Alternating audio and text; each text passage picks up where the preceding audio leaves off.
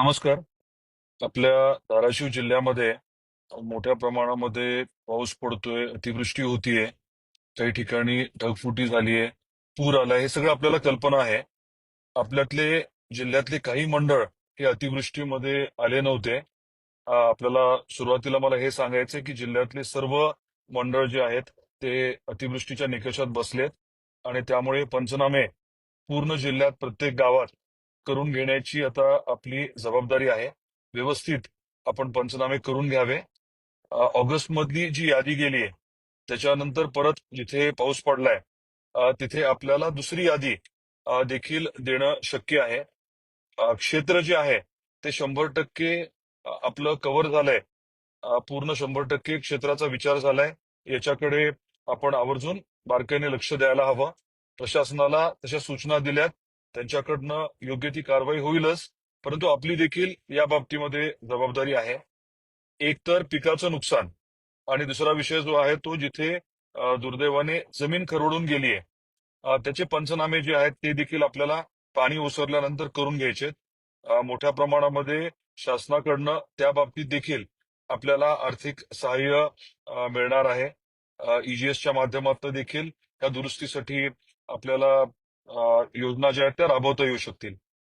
आता याच्या पलीकडे जाऊन आपल्याला मला आवर्जून सांगायचंय की आजही दुपारनंतर परत पावसाची मोठी शक्यता आहे आणि अगदी पुढचे 2-4 दिवस मोठा पाऊस आणि 10 ऑक्टोबर पर्यंत पावसाळा जो आहे तो चालू राहील असं सांगण्यात आलंय. त्यामुळे आता सगळ्यात महत्वाचं आहे ते म्हणजे योग्य ती सतर्कता बाळगणं आणि काळजी घेणं. काही ठिकाणी पाणी जे आहे ते थोडं खास करून नदीच्या काठच्या ठिकाणी पाणी वाढण्याची शक्यता आहे. कारण प्रवाह जो आहे तो पाण्याचा थोडा वाढलाय आणि धरणांमधनंही पाणी जे आहे ते सोडलं जात आहे.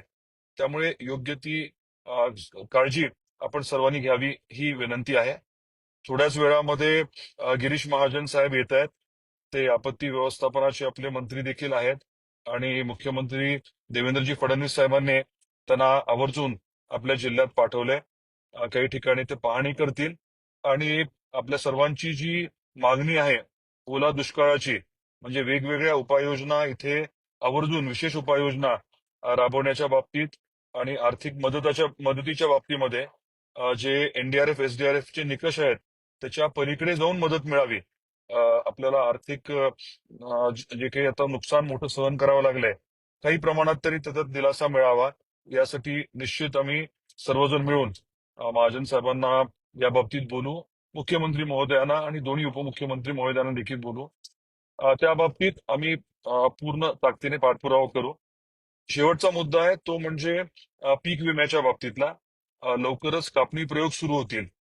आपल्याला माहिती आहे की यावेळेस पीक विमा जो आहे तो पूर्णतः कापणी प्रयोगावरती अवलंबून राहणार आहे आणि एवढं प्रचंड नुकसान झाल्यामुळे कापणी प्रयोग करताना एका मंडळामध्ये एका पिकासाठी साधारण 12 वेगवेगळे प्लॉट रॅन्डम पद्धतीने निवडले जातील. सगळ्यात महत्वाचं म्हणजे हे पीक कापणी प्रयोग होत असताना आपण पूर्ण लक्ष देणं गरजेचं आहे. योग्य ते त्याच्यामध्ये फिगर्स यायला हवेत जेणेकरून आपल्याला व्यवस्थित नुकसान भरपाई मिळेल. एकीकडे राज्य सरकारकडनं अनुदान म्हणजे मदत आपल्याला एनडीआरएफ एसडीआरएफ नॉर्म्सच्या पलीकडे जाऊन मिळवण्याचा आपण प्रयत्न करतोय. ती मदत झाली आणि ज्यांनी पीक विम्याचा हप्ता भरलाय त्यांना नुकसान भरपाई ही आपल्याला पीक विम्याच्या माध्यमातून स्वाभाविकच हे मिळणं अपेक्षित आहे आणि त्यासाठी आपण सर्वांनी थोडं अधिकच सतर्क राहायला हवं ही आपल्याला सर्वांना परत एकदा विनंती करतो. आणि सगळ्यात महत्वाचं म्हणजे आता येणाऱ्या म्हणजे आजपासून परत पाऊस थोडा राहणार आहे. काही ठिकाणी जास्त होईल. योग्य ती आपण खबरदारी काळजी घ्यावी ही आपल्या सर्वांना परत एकदा मला विनंती करायची आहे. आणि सर्व आपले जिल्ह्यातले मंडळ अतिवृष्टीमध्ये आल्यामुळे आता 100% शेतकऱ्यांचे जे आहेत ते पंचनामे करणं अभिप्रेतच आहे.